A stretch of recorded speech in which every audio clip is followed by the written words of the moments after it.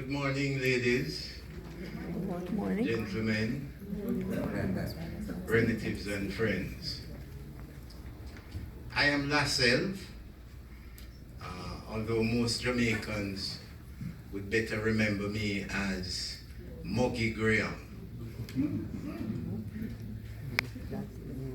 I knew Randolph Delroy Brown. I don't know why they keep leaving out his middle.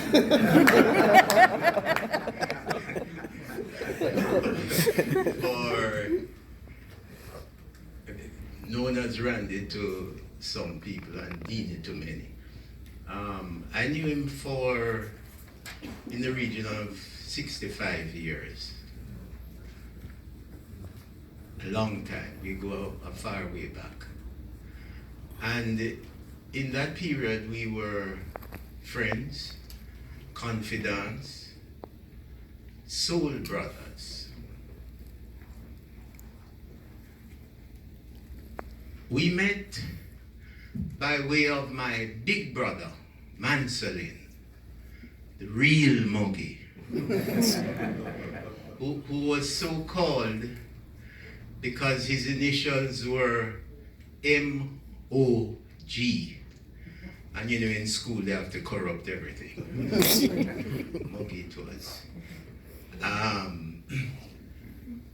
His beautiful wife, Yvonne, was or is Dini's sister. Dini and I had many fond memories of enjoyable moments, happy times spent with Manselin and Yvonne. They added color, variety, spice, adventure to our early lives. And I know Dini would want me, on behalf of the both of us, to thank Yvonne for the pivotal role, the critical part that she played in that scenario. So thank you, Yvonne.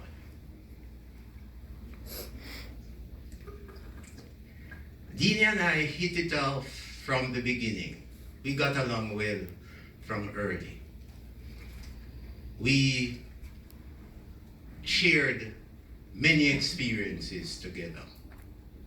We ate together. We studied together. We played together. We slept together. Although he kept complaining that I kept pushing him off the edge of the bed. But that's how he was. We hiked together. We fished together. We went bird shooting together. We quarreled. We laughed. We shared sad moments together. Condolences to his family, his wonderful wife, Barbara, his sons, O'Neill and Owen, his grandchildren, Quentin and Desmond, O'Neill and Owen's wives, Alida and Anna, his sister, Yvonne, and his brother, Waldo.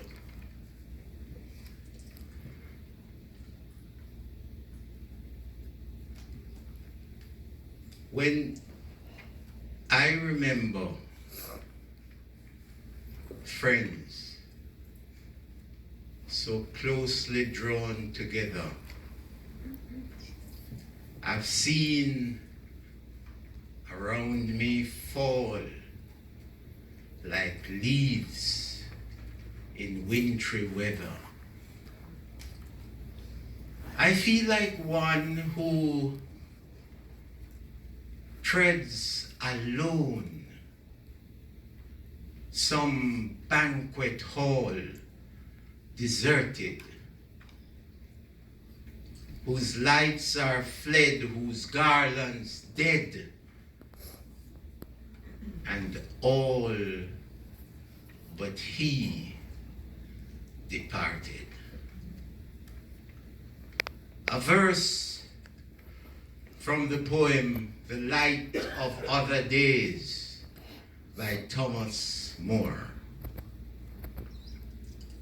The lines, ladies and gentlemen, help to convey the profound grief and sadness I am feeling on this occasion. Although I am well aware that the protocol, the tradition dictates, demands that we celebrate the lives of good men. So shall it be with Dini. He called me on the Saturday the 23rd of November and told me of his health challenges. By the Tuesday he was in the hospital and he died 2 months after, on the 23rd of January. Randolph Delroy Brown was a good man. Husband, father, grandfather, brother, cousin, uncle, friend. I had great respect and admiration for Dini, and I cherish the times we spent together, although our personalities were so different. Dini was calm, unobtrusive, quiet, non-confrontational, non-argumentative, conciliatory, laid back, soft-spoken. I am the opposite.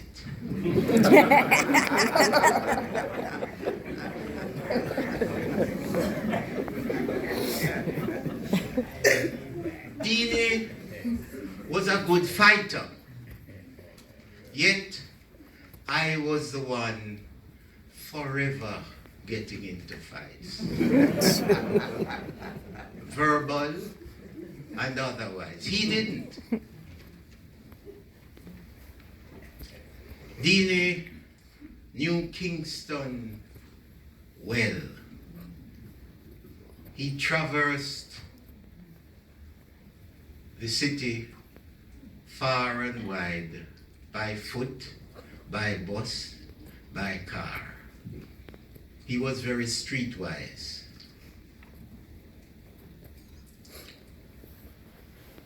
In his travels, he mixed with all and sundry, including a number of unsavory characters of the time.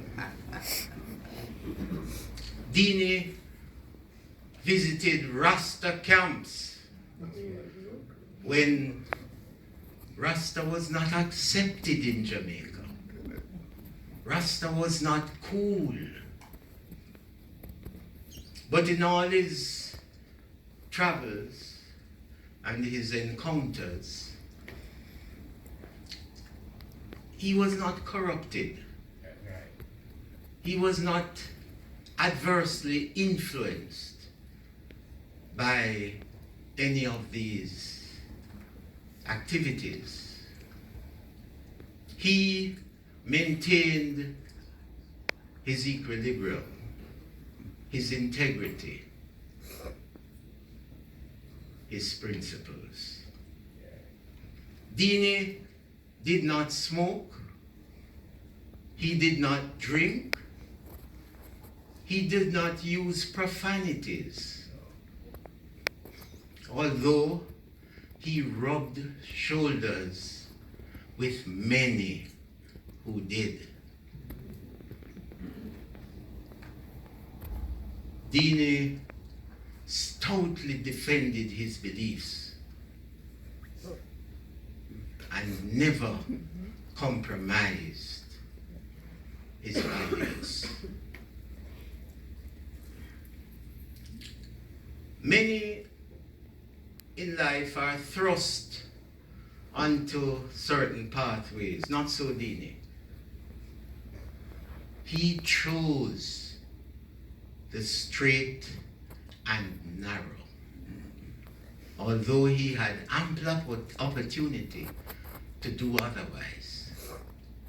For this, I rated him very highly. And as Rudyard Kipling, in his poem If, said in part, if you can talk with crowds and keep your virtue, or walk with kings, nor lose the common touch, if neither foes nor loving friends can hurt you, if each man counts with you but none too much, yours is the earth and everything that's in it, and which is more, you'll be a man, my son. Randolph Delroy Brown was a man.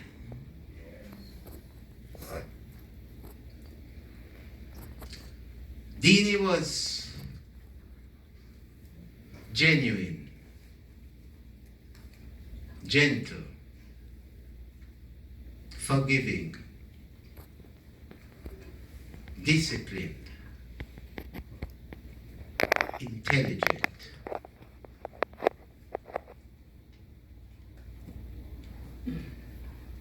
And he would generally give others the benefit of the doubt. Although he could at times be annoying and quite stubborn.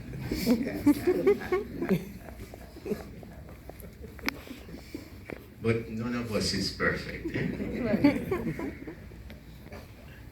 Dini was a very good, knowledgeable, and talented sportsman, as Walter mentioned. He was a good footballer, soccer to you, with a tremendous left foot. And he won trophies with a Jamaica all-youth team. Excuse me. He was a good swimmer. He could run. He, in fact, was chosen to represent Vaz Prep in the earlier days. He was an excellent right-arm leg spin bowler in cricket, which you people won't know much about. But, who earned many kudos from some of Jamaica's top batsmen of the period, including for Jamaicans, Easton McMorris, who represented the West Indies at cricket. One of Deeney's passions was horse racing. He was an avid turfite and spent hours, days, scouring the books, analyzing the horses. I guess that in the end, he probably broke even, or may have finished even slightly ahead of the pace.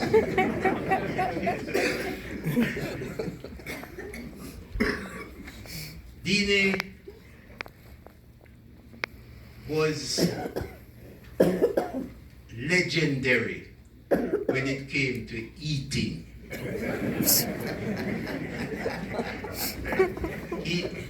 He loved food, and his phenomenal appetite gave rise to many stories, which I won't touch in the interest of time. But he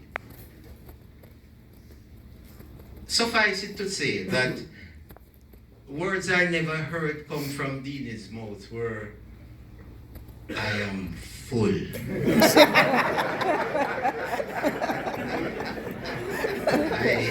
I can't eat anymore, or had enough. Those were just not in his vocabulary. And of course, his family would understand his priorities, because when I look at the schedule for today's activities, I see certain items having been assigned 1 hour, another one half hour, but the one dealing with food, 2 hours. I think Deeney would be very happy. Deeney was a peacemaker, as mentioned before. He was loyal to the core. He was loyal to a fault. And he abhorred confrontation. He would do anything to avoid confrontation. Deeney would inconvenience himself to maintain a relationship. I remember that he had prime land that he wanted to sell in Jamaica, and he gave it to a friend to do. Years passed and nothing happened. I urged Deeney to give it to someone else who would sell it in little time. He refused, unwilling to put any stress on the relationship. The land was eventually sold, and the friendship endured. Deeney was a devout family man. His family came first all the time, every time. In earlier days, girls, ladies found Deeney very attractive.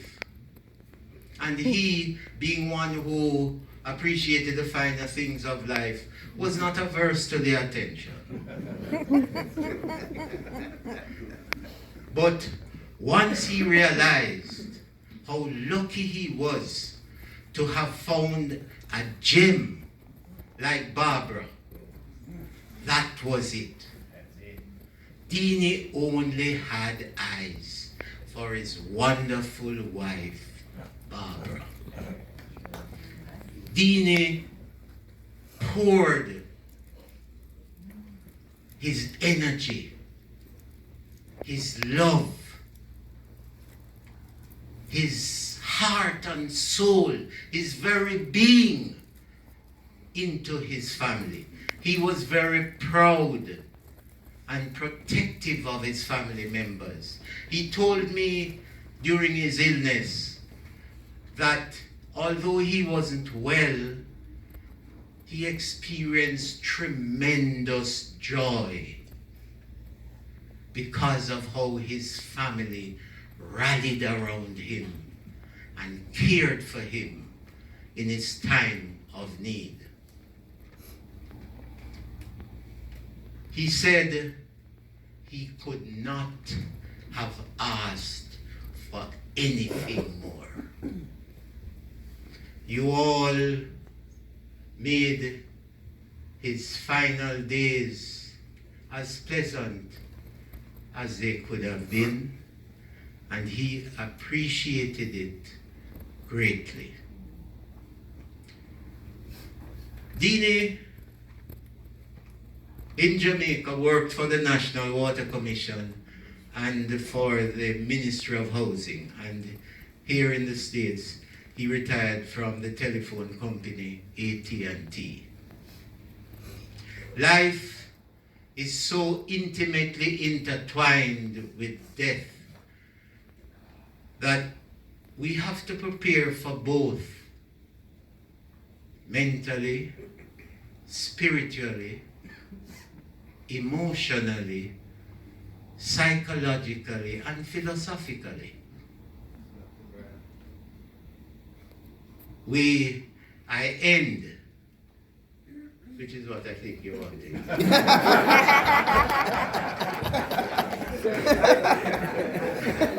I end with a poem that was one of Dini's favorites. Life, I know not what thou art, but know that thou and I must part.